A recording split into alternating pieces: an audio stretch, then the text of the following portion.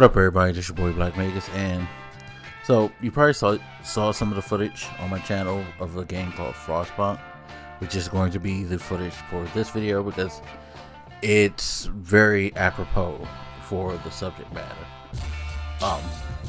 in which I'm going to get into. So, if you don't know what Frostpunk is, basically a real-time strategy game set in a scenario where the world freezes over, and you know, they know it, society knows it's coming. Your particular group, I believe, is pretty much all based in England, because I don't think I've played, as much as I've played this game, I can't think of whether or not I've played any other culture other than British culture. They've alluded to Americans, but I don't think we've actually played anybody else. I'm curious what Frostpunk 2 is, like if it's still set with the British society. But basically, they kind of knew it was coming, so they were kind of preparing themselves, and they built these steam hubs, these big steam engines, to heat these emergency locations where if enough people survive, they can get there, they can start these, you know, steam engines to heat the area and try to rebuild society in some manner around those areas by, you know, going after all the natural resources that still are available in that area. They always pick an area that has at least some type of resources and give themselves the means to build up to the point where they can send out people to try to find new resources, come back, hunt, things like that.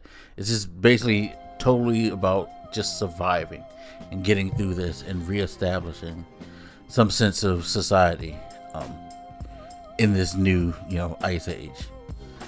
Of course, the challenges are very, very, you know, wide-ranging, to just the weather itself, the cold, to other groups coming about and, you know, threatening your colony, deciding whether or not you need to assign, you know, a religious base or just establish a law system to keep people in order, you know.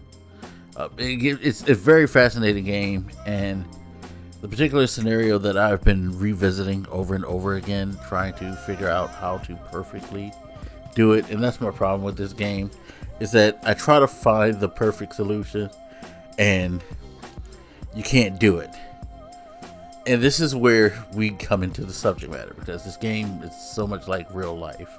You know, and by the way, as a side note, I hope what's going on in American, you know, society today does not bleed into games like this and keep people from making these creative games, these quote-unquote woke games that address like real issues or potential issues that can come about in society, and, you know, ask the questions that a game like this asks, like, what should you do in a certain situation? How should you proceed? Who should you protect? Who should you not? Who, you know, what is your, you know, main goal? Do you want just an order, you know, an ordered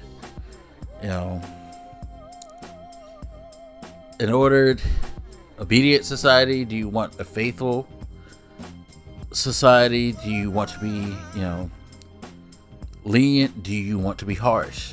You know, and in this particular scenario that I'm playing, you're a group of people who escaped from the city. You were pretty much the lower classes, and in your particular city, the lords had of course come up with their generator, and, you know, we're going to go and safely live there while leaving you guys behind, but you guys got to jump on it. and you beat them to it. You escape the city and beat them to the generator, and left them high and dry, like they were going to leave you. So you start to build your society, but these lords start showing up to the area. So you have to make a choice. And the choice is, do you let them in the city and try to help them as well?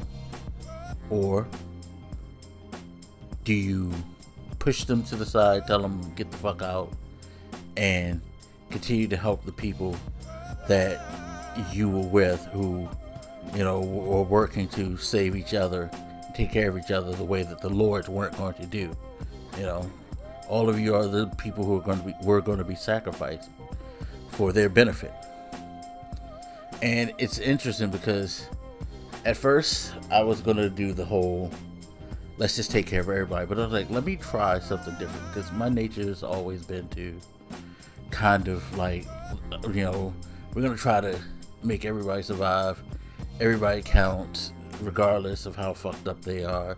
You can't treat people certain way. Like, I'm way too empathetic for my own good. I know this for sure.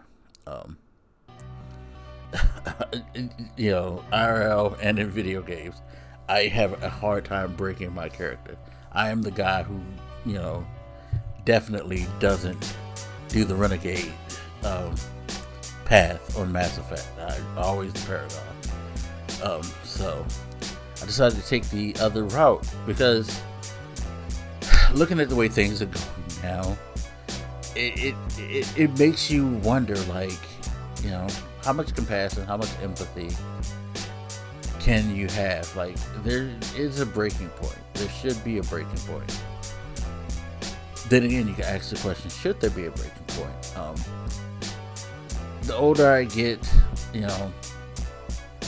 I haven't lost my over-exaggerated empathy and compassion.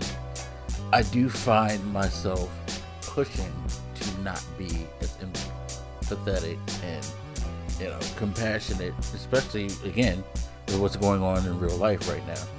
Because let's be honest, these people don't give a fuck about you. Or people in general, just themselves. And I've said this before in other videos, and it's just kind of become my thing now, which is we live in a country full of selfish and stupid people. People will be selfish to the point where they will be so stupid about certain things, they're, willfully ignorant, if not just generally stupid altogether, and do things that won't just harm others but harm themselves. But if others can't get anything that they feel like they should have, or they can't get, people rest themselves in some sort of satisfaction that, hey, fuck it, at least they didn't get it. It's kind of like with these lords, because I haven't played through the whole scenario. I'm always restarting, but you get the sense it's like, I remember when I said, "Come, all right, you guys come on in," and then they start trying to dictate what's to be done. Like, y'all need to give us the lion's share of the food and blah blah blah. Like, we demand this, we demand, like, not trying to work with us to help us, write shit and get shit back together. They're like basically barking orders at us, and people getting fed up about that shit. At the same time, in this run where I picked the, to abandon them, well, of course, they don't have the resources they need, so they start stealing and things like that. And people were like, coming at me, it's like, yo, you need to be harsher than them, you need to get rid of them, you need to kill them. I don't want to kill them, but I don't want to abandon them. It's just like, where's the line? How harsh should I be? Should I be completely cruel like they would have been? Should I be sort of merciful? Help them in a little, but don't help them totally, I figured it out, and I'm working with the different scenarios, and again, it's fascinating. The game is frustrating as hell, by the way, but it's also a very fascinating and enjoyable game, because it really makes you think about like the choices and the consequences of your choices when it comes to survival, like what you have to do in order to keep things going, like what sacrifices you need to make. Are these sacrifices going to cause the sacrifice of others, you know? And I think with this lore thing, I'm getting to, I hate to say it this way, but it's kind of like that line from Batman Begins, like right near the end, where he's on the train with Ra's al Ghul, and, you know, he's like, you know, I don't have to kill you. You know, Ra's al Ghul's like egging him on to kill him.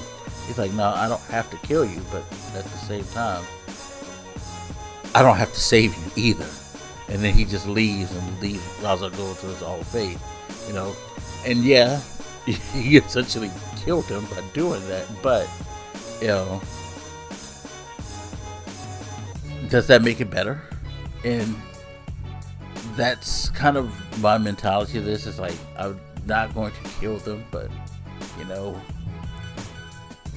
yeah, they're just going to have to just figure it out themselves, because they left it to us to figure it out, and we did. You know, hey. Yeah, and it's funny because I've spoiled myself on how this scenario could end in a couple of ways. I know there's a way where if you do deny them and you do certain things, they'll try to make you feel guilty at the end. This game really tries to make you feel guilty as fucking hell. Because there was one scenario that I fucking hated. I had to like save our city, but I also offered to try to save another city. And I couldn't build up the resources to save the other city, but my city survived. But they were like, oh, but you let these people die. I was like, well, I didn't let them die. I did everything I could, and I just couldn't. And it started having me go down this thought path like, yo, what the fuck were these motherfuckers doing to help themselves? So this is why I like this game. This is why I need to play number 2, because I'm curious to know if they continue this path of putting in these social scenarios where you're like, yo, yeah. What would you do in a real life situation? Like, how would you handle it? You know, very, very fascinating. It's very educational and gives you perspective on a lot of things, like in real life as well. It makes you think about the structure of society and how people work and interact. But yeah, just wanted to share that with you guys. Anyway, as always, you guys feel free to hit me up. Let me know what you think, and I'll holler at you later. This is your boy Blak, and I'm out. Deuces.